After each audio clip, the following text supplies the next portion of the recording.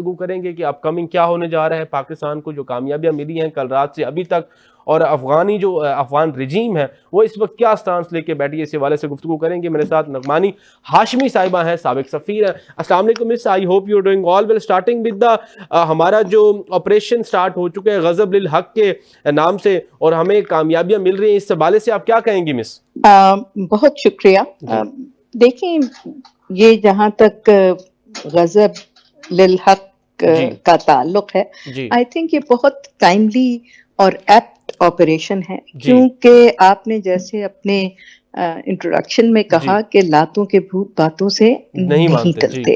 اب ہم 40 سال سے ان لوگوں کے ساتھ کھڑے ہوئے ہیں, ہر ممکن ان کی مدد بھی کرتے ہیں, ان کی خاطر ہماری اکانومی بھی تباہ ہوئی, ہمارا کلچر بھی افیکٹ ہوا, اور اب یہی لوگ پچھلے دیکھیں کتنی 20 سال سے تو ہمارے ہی لوگوں کو یہ نشانہ بنا رہے ہیں, اور یہاں پہ سوسائڈ بامبنگز کر رہے ہیں, اور اس کے باوجود ہم نے انہیں برداشت کیا.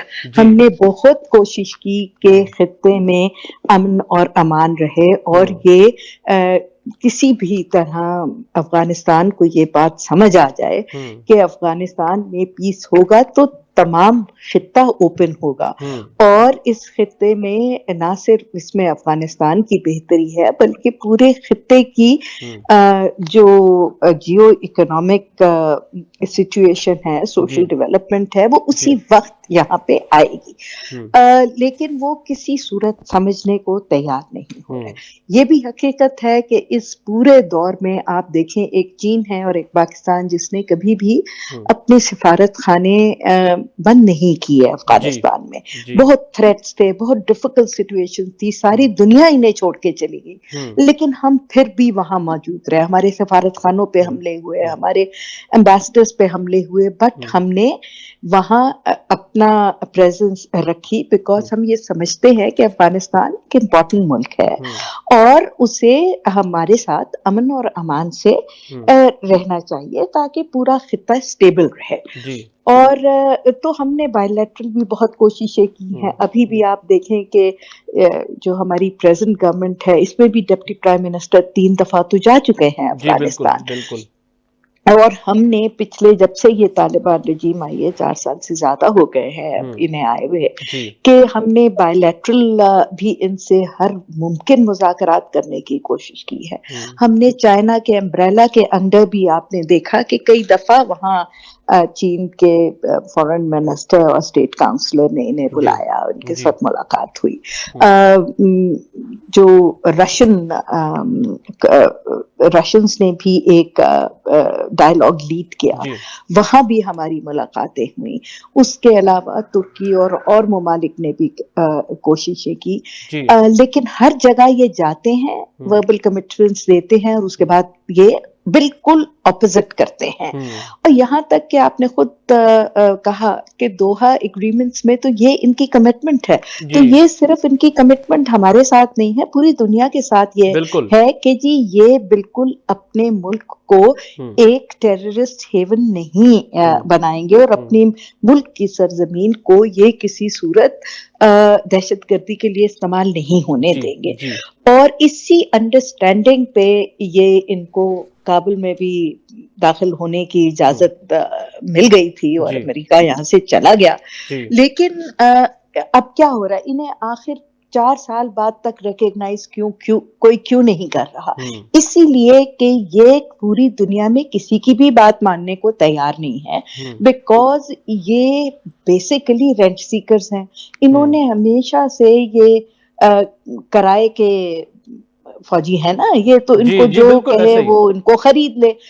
ساری زندگی انہوں نے یہی کیا ہے. اب دیکھیں اگر یہ نہ کرتے تو کوئی بھی, چاہے وہ الیگزینڈر دی گریٹ تھا, چاہے کوئی تھا, کوئی بھی یہاں خطے میں نہیں آ سکتا تھا.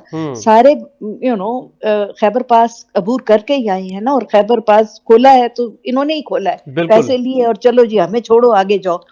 تو یہ پہلے تو چلو کہیں کہ ٹھیک ہے جی, یہ ایک پوری اسٹیٹ نہیں تھی, کسی کے کنٹرول میں نہیں تھی, الگ الگ خانیٹس تھی. بھئی اب تو آپ 70 سال سے ملک ہیں, تو اب آپ ایز اے نیشن بہیو کریں. اور یہ بھی آ گئے ہیں جیسے بھی آ گئے ہیں, لیکن اگر یہ چاہتے ہیں کہ وہ افغانستان کو لے کے آگے چلے اور دنیا ان کو ریکگنائز کرے اور ان کے ساتھ بات چیت کرے, تو پھر اس کے یہ طور طریقے تو نہیں ہے.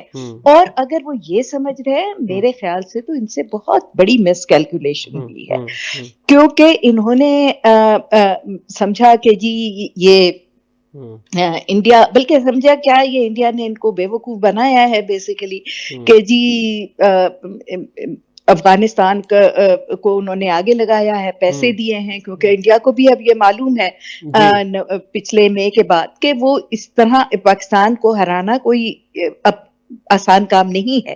اور تو اسرائیل نے اور انڈیا نے مل کے ان کو پیسے دیے ہیں, دونوں سے انہوں نے پیسے پکڑے ہوئے, ان کی عادت ہے. ریسنٹلی جو ملاقات ہوئی ہے مودی کی, اور اس میں نیتن یاہو پوری نے یہ دنیا واضح کہا کرٹیسائز کر ہے, رہی ہے اس, بالکل جی, پوری دنیا اس کو, اس پہ انڈیا پہ اتنا کرٹیسزم مودی کو ہو رہا ہے, یورپین ممالک میں کرٹیسزم ہو رہا ہے کہ ایک ایسا آدمی نیتن یاہو جس کو آلریڈی انٹرنیشنل کرمنل کورٹ نے وار کرائمز میں انڈائٹ کیا ہوا ہے, ایبسکونڈر ڈکلیئر کیا ہوا ہے, وہاں کھڑے ہو کے جس نے ابھی جینوسائیڈ کیا ہے اور کر رہا ہے, وہاں جا کے آپ ہیومن رائٹس کی بات کرتے ہیں. آپ اپنے ملک میں دیکھیں کیا کر رہے ہیں, اور وہ کہہ رہے ہیں کہ جی ہیومن رائٹس کی وائلیشن افغانستان میں ہو رہی ہے. سبحان اللہ, وہ تو طالبان تو خود اپنے لوگوں کی ہیومن رائٹس وائلیشنز کر رہے ہیں. ان کی آدھی قوم کو تو انہوں نے بالکل ہی نہ تعلیم کا حق, نہ میڈیسن کا حق, نہ کچھ, کسی بھی خاتون کو تعلیم حاصل کرنے کی جو ہے وہ اجازت نہیں ہے. جی دوسری بات ہے, وہاں